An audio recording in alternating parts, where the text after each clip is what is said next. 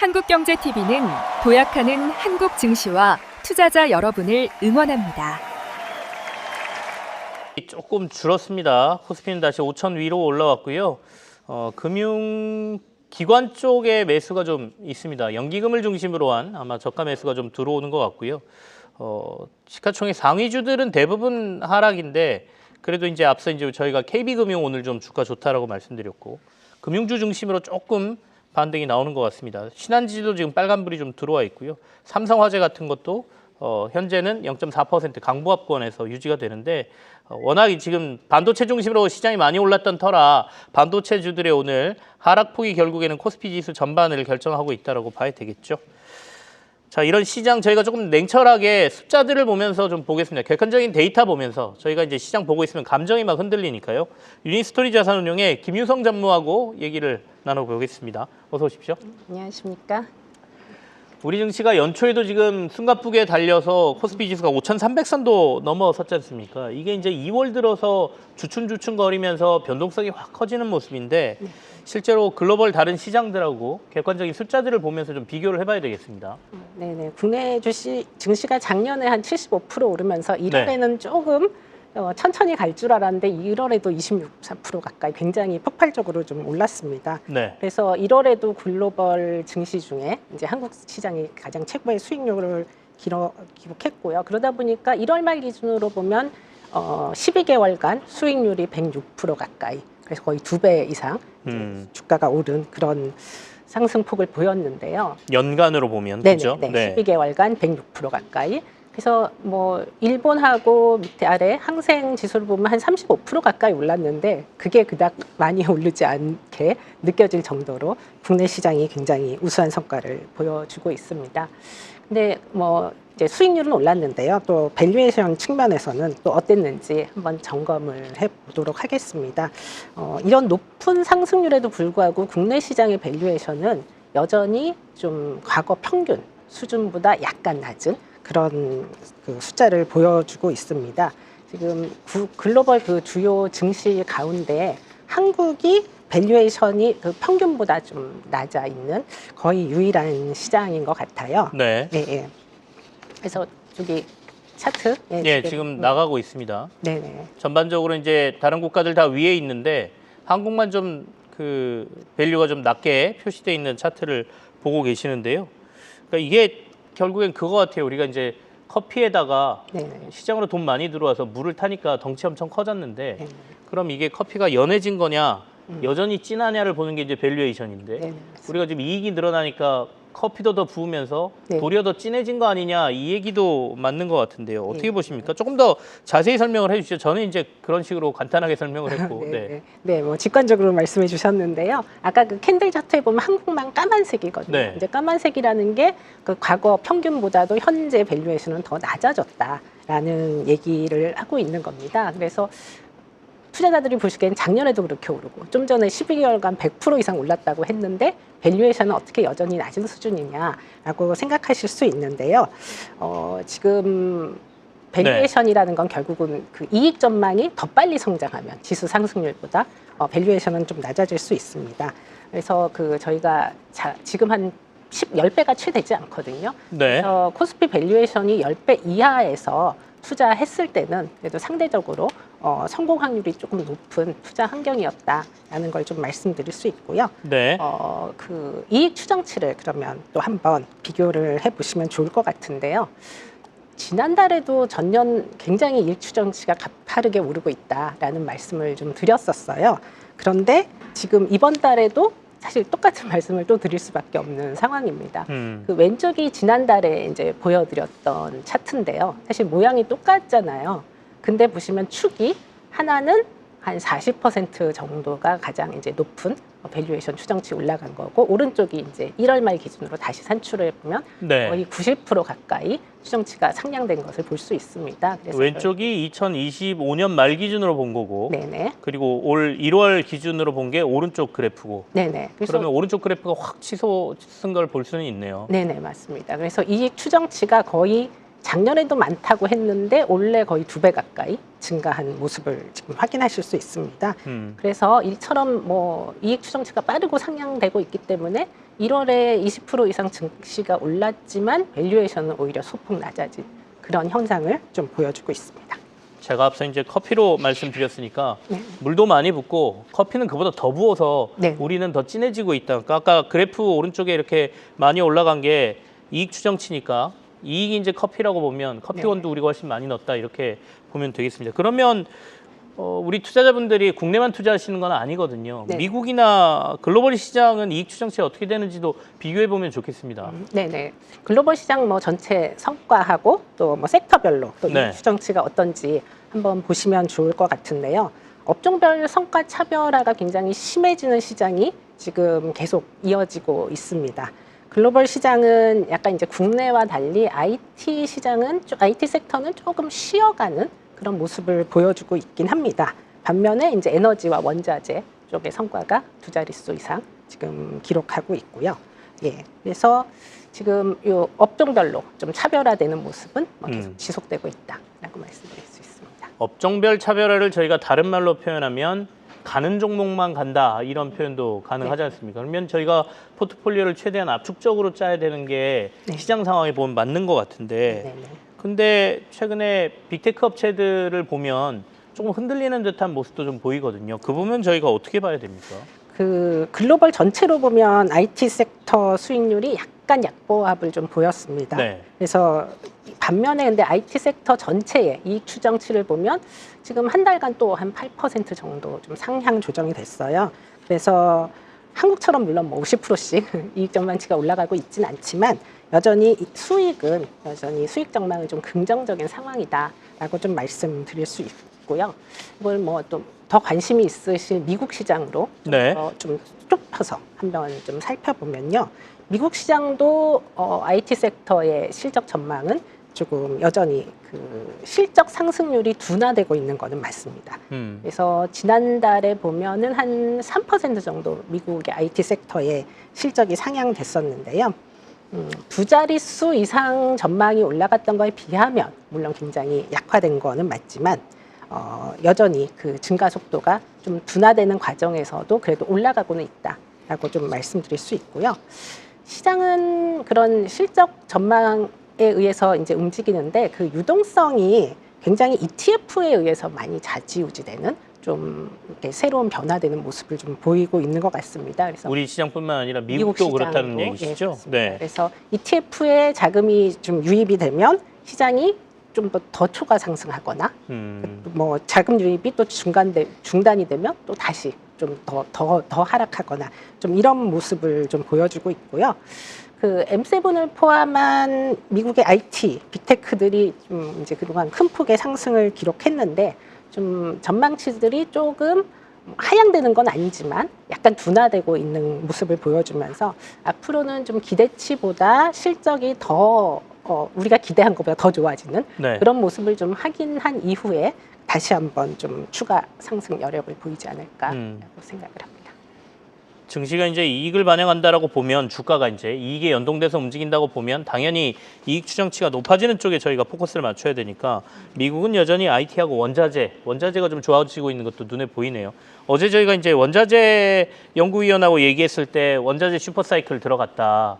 네. 물론 금은 가격이 최근에 크게 흔들리고는 있지만 기금속에서 그 다음이 이제 비철금속 그리고 나면 에너지 그리고 농산물로 아마 옮겨가는 사이클이 과거의 패턴이다라고 얘기했는데 그 점도 좀 참고해 보시면 될 것 같고요. ETF의 자금 유입 동향을 보는 것도 굉장히 중요하군요. 좀 많이 들어오면 증시가 조금 더 뜨고 이런 것도 미국에서 보인다고 하니까 그것도 좀 챙겨 보시길 바라고요. 이제 미국의 섹터별로 저희가 EPS 추정치를 봤는데 우리 시장도 이제 뭐 연간으로 보면 지금 뭐 100%, 네네.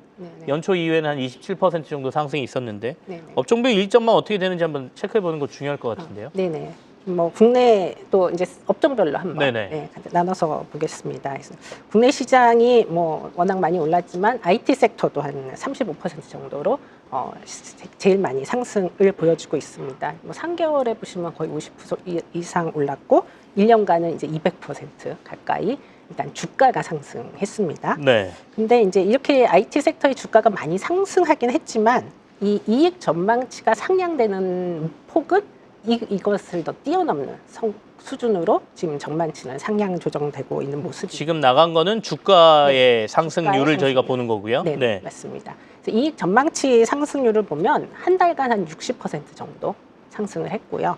또 3개월간은 100% 이상, 뭐 지금 연간으로 보면 300% 가까이 상승을 했습니다. 그래서 저희가 IT 섹터 너무 많이 올랐다라고 얘기를 하고 있지만 네. 지금 이 이익 전망치가 주가 상승률을 더 초과해서 상향 조정되고 있다. 이런 것들은 조금 긍정적으로 봐야 하는 측면이 아닌가. 비교해서 보시면 주식은 한 달간 35% 정도 오른 걸로 나오는데 네. 한 달간 이익은 60% 개선이 상향 된다라는 상향됐고 네네네. 1년으로 보면 주가는 한 200% 오른 건데 우리나라 IT 업종의 이익 전망 추정치는 300% 네. 상향이 됐으니까 훨씬 더 이익이 빠르게 증가하고 있다라는 말씀이십니다. 네네. 그러면 투자 전략은 변함 없이 저희가 반도체 중심의 IT를 가져가야 됩니까? 아니면 최근에 이 시장의 변동폭이나 이런 걸 고려하면 조금은 변화를 가져가야 됩니까? 뭐 이게 사실 가장 고민되는 네네. 포인트긴 하지만 여전히 아직도 실적으로 저희가 기반이 확보되는 그런 IT 업종의 비중을 가져갈 수밖에 없는 그런 상황일 것 같고요. 우리나라가 그 전 세계적인 이 AI 인프라 투자에 가장 수혜를 많이 받는 국가이기도 합니다. 그래서 당분간은 이런 추세는 좀 이어질 것으로 보고 IT는 굉장히 중요한 축으로 계속 담고 가야 하지 않을까라고 생각합니다. 실제로 이제 지금 반도체사 두 개를 제외한 주가 지수를 다시 한번 산출을 해보면 네. 코스피가 지금 3천 중반 수준까지밖에 안 왔습니다. 그래서 정말 반도체를 빼면 시장은 거의 생각보다 많이 오르지 않은 상황이고요. 이러다 보니까 이제 투자자분들은 지수는 올랐다는데 왜 내 계좌는 이렇게 많이 오르지 않았냐 이런 좀 박탈감을 느끼기도 하시는데요. 이게 미국 주식 투자에서도 똑같이 일어나는 현상이었습니다. 과거 한 2년간 뭐 이런 업종별 차별화가 지속되고 있었기 때문에 네. 국내에도 당분간은 업종별로는 조금 더 집중해서 가져가야 되지 않을까 싶습니다. 결국에는 집중할 수밖에 없다라는 얘기시네요. 이른바 네. K자 성장이라고 하는 가는 종목은 가고 예. 침체돼 있는 영역은 뭐 경제 전반에서 지금 나타나고 있는 현상인데요. 국내도 그렇고 미국도 그렇다는 말씀이시죠? 미국도 그 엔비디아가 워낙 많이 올랐잖아요. 네네. 엔비디아를 빼고 조금 전에 산출한 것처럼 다시 똑같이 지수를 산출해 보면요. 그 맨 아래쪽이 S&P 500입니다. 엔비디아를 제외한. 그러면 미국이 많이 올랐다고 하지만 오히려 유럽과 일본이 더 많이 오른 그런 현상을 나타내주고 있고요. S&P 500에서 이제 시총 상위 10개사의 그 의존도와 집중도가 굉장히 더 커졌습니다. 그래서 500개 종목에서 그 S&P 상위 10개 종목만 따로 빼서 산출을 해보면 그 시가총에서 차지하는 10개 종목의 비중이 40% 수준. 이 S&P 그 전체 기업에서 이익으로 차지하는 비중이 30% 이상이 될 정도로 상위 종목의 집중도가 커지는 거는 네. 미국에서도 계속 발견되는 현상입니다. 자, 오늘 이제 가장 큰 고민이 시장이 여기서 조정이 더 갈 거냐, 기간 조정처럼 우리가 이제 조정은 두 가지로 얘기하는데요. 그 가격 조정이라 그래서 폭으로 되는 조정이 있고 기간으로 지리하게 가는 조정도 있고 어느 정도로 저희가 지금 시장의 변동성을 봐야 되는지가 좀 궁금한데 지금 현재는 시장의 낙폭이 좀 더 줄어서요. 1%대 하락세로 코스피가 들어와 있고요. 삼성전자하고 SK하이닉스도 하락폭이 다 1%로 좀 줄어들었습니다. 앞서 제가 대담 시작하기 전에 기관 쪽, 연기금 쪽 매수가 좀 들어온다라고 말씀드렸는데 집중적으로 아마도 삼성전자하고 SK하이닉스 쪽으로 매수가 좀 들어가는 것 같습니다. 이건 제가 추정입니다. 계속해서 얘기를 좀 해볼까요? 그러면 이 시장의 조정폭이나 기간 어느 정도로 예상하고 계십니까? 너무 어려운 질문인가요? 네, 사실 뭔가 예측을 네. 한다는 게 어렵습니다. 어렵지만 이게 지금 이제 저희가 뭐 여러 증시의 뭐 과열 지표라던가 이런 것들을 참고로 하는데 지금은 이제 지금 역사적으로 가보지 않은 길을 이제 우리 모두 다 가고 있는 상황입니다. 그래서 네. 뭐 신용융자 규모나 예탁금 규모나 ETF 투자 규모나 이 증시 제반의 그 자금 환경들이 너무 달라졌기 때문에 과거에 이랬으니까 좀 현재 이럴 거다라고 예측하는 게 오히려 더 위험하지 않나라고 생각하고요. 그러다 보니까 조금 저희가 이 펀더멘털에 기반한 그런 투자 결정을 할 수밖에 없는 상황일 것 같습니다.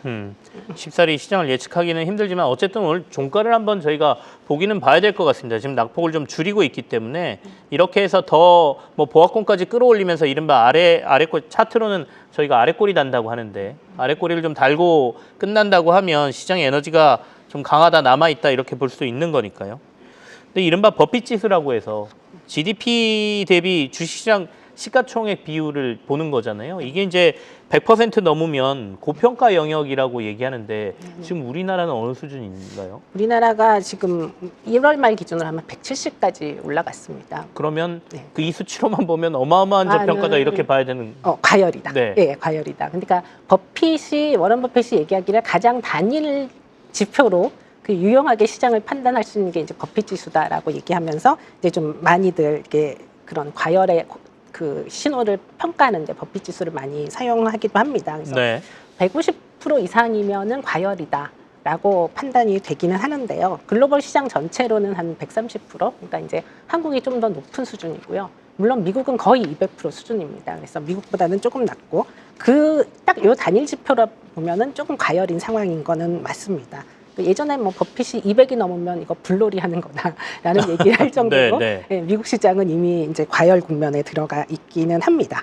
근데 이제 이게 조금 버블이 형성되어 가는 과정이지만 이 버블의 상단은 어느 누구도 지금 예측할 수 없는 거기 때문에 뭐 여기서 우리가 좀 새로운 기준을 세워갈 그런 판단도 필요할 것 같습니다. 우리가 이제 AI와 관련돼서 버블 논란이 있었죠. 지금도 그 진행 과정에 있는 것 같고요. 근데 이제 이 버블이 얼마나 더 낄 것이냐, 그리고 이게 버블이다 아니다에 대한 견해도 워낙 충돌을 하기 때문에 쉽사리 판단 내리기가 좀 힘든 상황이죠. 그리고 버핏 지수는 이제 일반적으로 봤을 때 150 이상이 되면 버블이거나 또는 과열이다라고 본다고 하는데 미국 증시는 지금 200이니까요.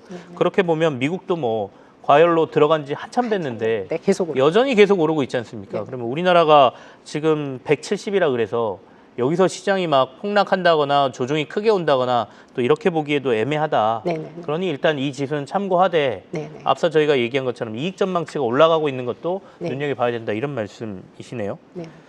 코스닥 시장도 좀 얘기를 해봐야 될 것 같아요. 연초에 더 뜨거운 건 코스닥 시장이었잖아요. 네네. 그러니까 뭐 작년에 못 오른 거 올해 그냥 다 반영할 것처럼 급등을 했었는데 네.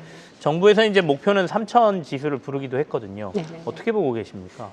뭐 시장 참가자로서 저희도 3천이 갔으면 좋겠습니다. 네네.